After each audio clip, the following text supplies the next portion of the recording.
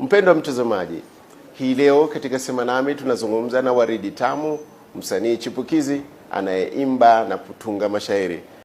Aprili 10 mwaka 2020, jamii ya fasihi ilikumbwa na jitimai baada ya habari ya kifo cha nguli wa lugha ashirafu ya Kiswahili aliyefahamika kwa umaarufu wake wa kuandika vitabu vya Kiswahili, ambapo aliandika riwaya ya Siku Njema, Kidagaa Kimemwozea, Ndoto ya Amerika, Ndoto ya Almasi, Kufa Kuzikana, Mwizi Hodari, Damu Nyeusi na hadithi nyinginezo.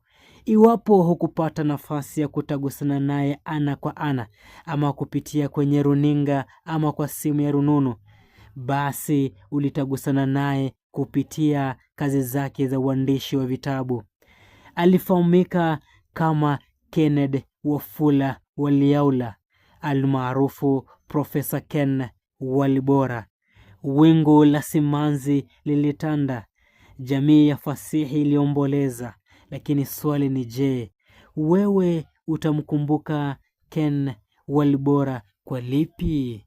Jina langu ni Mzammil bin Rashid.